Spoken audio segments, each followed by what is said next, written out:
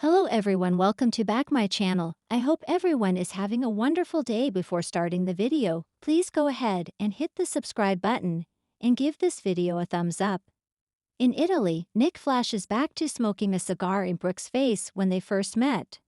At the time, he introduced himself as Captain Nick Payne. He remembers them becoming friends and sighs as he looks out at the water. More flashbacks as Brooke, in her suite, recalls complaining to Ridge the day before that they're not together. In another suite, Eric harps on Ridge that the clock is ticking, and Nick won't take no for an answer. Eric understands that Ridge wants to make good on his promise to Taylor, but Brooke is the love of his life. Ridge tries to convince himself that Brooke doesn't need a man and won't fall for Marone's crap. Eric, wearing a distracting pink button-down and puffy vest, tells his son that Taylor is safe and predictable. But Brooke makes your heart race. Ridge thankfully stops him from going further down that road. Undeterred, Eric urges Ridge to stop punishing Logan for taking the CEO position. He overreacted and needs to do something about it. Ridge knocks on Brooke's suite door, but she's wearing earphones and doesn't hear him. He gives up. Down on the dock, Nick conveniently pulls out a ring box and ogles the engagement ring inside it as Eric appears. The Forrester patriarch's jaw hits the ground as he realizes Nick's planning to skip right over dating and propose to Brooke. In her suite, Brooke reads a sweet text from Nick as Eric comes banging on the door, agitated and claiming he's looking for Ridge. After she does some gushing about Naples, Eric gets to the point and warns her not to let Nick take advantage of her vulnerability. He randomly pleads, "Don't give in to Nick." Brooke says that's who she's off to meet and leaves him standing alone in her ex-husband/father-in-law room. In the hospital in Los Angeles, Finn and Bridget discuss Liam's sketchy surgery. He's more determined than ever to talk to Grace Buckingham. Today, they go over the situation and conclude, yet again, that something is not adding up. Finn and Bridget keep repeating themselves until Grace shows up. Finn pastes on his most intimidating expression and questions her about Liam Spencer's miraculous recovery. Rather than face the Grand Inquisition, Grace chirps that they'll just have to trust her and takes off.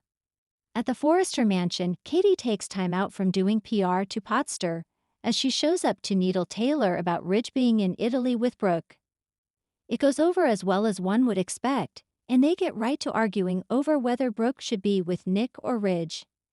Katie twists the knife by declaring that Eric wants his son with Brooke. Taylor, having learned exactly nothing from her past experiences, is sure Eric will fail if he tries anything in Italy, and that Brooke will come back engaged to Nick. Katie mocks, "You're quite the optimist."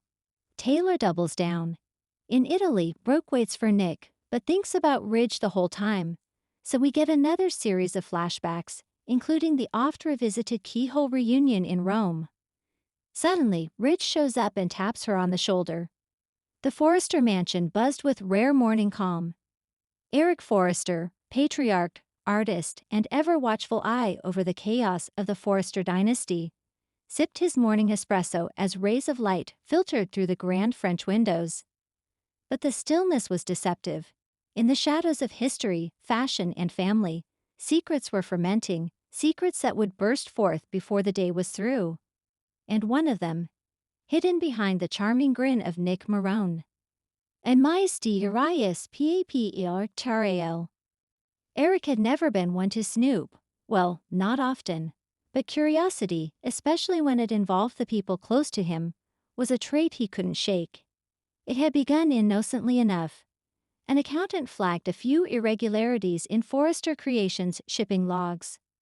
Not theft, not fraud, but strange overlaps between shipping routes and old Marone Industries paths. Eric's brows furrowed.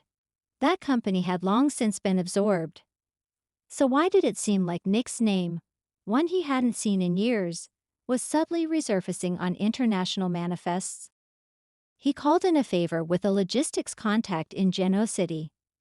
What about stunned him? Nick had been consolidating something under the radar. A private shell company linked back to old Marone Enterprises was active again, quietly buying up small textile plants in Europe. And the kicker? One of them had signed a direct materials contract with a boutique luxury line, one that had just been acquired by Forrester's European competitors. Eric paled. Was Nick back in the game? And worse, was he positioning himself to undermine Forrester Creations? As he printed out the documents, the evidence in black and white, he felt a flush of betrayal. Not again, not after all the olive branches, the family ties, the history.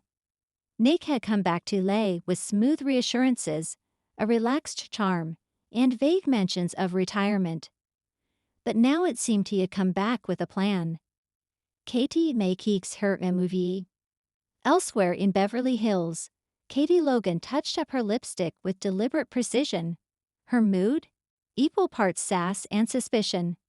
Since her encounter with Nick last week, where he'd dodged questions about a trip to Monaco, Katie had been chewing on a theory. Nick wasn't just back for social calls. And Taylor Hayes, dear, brilliant, emotionally evasive Taylor, had suddenly become a little too chatty with him. Katie had no concrete proof, but her instincts, honed from years of Logan Forrester wars, were flaring red. And when instincts flared, Katie acted. She grabbed her purse and headed straight for Taylor's cliffside house. No texts, no calls. Just a drop-in with purpose. Taylor answered the door in flowing yoga pants and a warm, if wary, smile. Katie, she said lightly. To what do I owe the surprise? Oh, just in the neighborhood, Katie replied with a smile that didn't reach her eyes. Thought I'd stop by. You know, girls talk. Tea. Maybe dig a little into why you've suddenly taken such a personal interest in Nick Marone. Taylor blinked, guarded. Nick and I are old friends. You know that. Sure, Katie said sweetly. Old friends, who meet for wine at El Cielo and talk in hushed tones in corners. Taylor bristled. You're sounding paranoid. Katie leaned forward, voice low. And you're sounding defensive. I'm just saying, if you're going to play chess with the Logan sisters, maybe don't pick the piece with the most history with the man you're orbiting. Taylor took a breath, calming herself. This isn't about you. Oh, honey, Katie whispered. When it's about Nick, it's always about me. Et si comme an affrontation. Back at Forrester, Eric summoned Nick with a simple text. Come to the mansion. Alone. We need to talk. Nick, arriving with his usual swagger and sea salt confidence, wasn't prepared for the stack of papers waiting for him on Eric's desk, or for the steely glare in Eric's eyes. You've been busy, Eric said, voice clipped. Nick glanced at the files, his jaw tightening slightly. I don't know what you think you found, Eric, but I found you, Nick, buried under a dozen shell companies, hiding behind fake corporate names. You're circling this industry like a shark. Nick sighed, stepping toward the window. I'm not trying to take Forrester down. That's not my play. Then what is your play? Nick turned slowly, all pretense dropped. I'm building something new. Quietly, something sustainable, environmentally conscious. For the next generation. Eric's brow arched. With our textile suppliers? I'm not stealing, I'm evolving. You don't want the next Forrester scandal to be about unethical factories, do you? Nick's tone softened. Look, I'm not your enemy, Eric. I came back because Leah is home. And because I wanted to do things differently this time. Eric's rage faltered just a bit. The words rang with a kernel of truth, or manipulation. I want in, Eric finally said. Nick blinked. What? If you're creating something ethical, innovative, forward-thinking, then we do it together. You don't work around me, you work with me. There was a long pause. Then Nick smiled faintly. Didn't expect that from you. Then you don't know me well enough, Eric replied. But betray me again, and you'll know the cost. Back at Taylor's, fireworks ignite. Taylor poured tea for herself and Katie, though both knew this wasn't going to be a quiet afternoon catch-up. I'm not involved with Nick, Taylor finally said. Not romantically, but I do admire what he's doing. He has a vision, a good one. Katie crossed her arms. Vision's not the word I'd use. Obsession, maybe. Not everything's a conspiracy, Taylor offered, but her tone was almost weary. You think I'm trying to seduce him? You think I want to hurt you? I think, Katie said slowly, you're running from your own mess. And Nick is just a distraction, but don't think I'll stand aside while he gets dragged into your emotional therapy sessions. Taylor set down her tea. That's enough. Is it? Katie stood. Because I saw you both at the cliff the other night. Laughing. Whispering. I know what that kind of chemistry looks like. Taylor's cheeks colored. You're jealous. Damn right, I am, Katie snapped. Because I know Nick. And if you get in too deep, you'll ruin him. And yourself. The tension was electric, neither woman backing down. In another world, they might have been allies. But here, in this one, they were rivals with scars too deep to ignore. Taylor finally exhaled. Maybe you're right. Maybe I am running. Katie's jaw clenched, surprised by the honesty. But it's not about Nick, Taylor added. It's about everything I gave up. Ridge, my practice, my pride. And now that I'm trying to find solid ground again, you show up, claws out. Because I've been where you are, Taylor, and it's a dark place. There was a pause, something unspoken passed between them. Empathy. Understanding, but only for a moment. Then Katie grabbed her purse. Just think about what you're doing, and who you might hurt. She left Taylor staring at the door, unresolved emotion rippling across her face. The after-show. Later that evening, at the Forrester mansion, Eric and Nick sat in the den, sipping scotch like two war generals after a tentative ceasefire.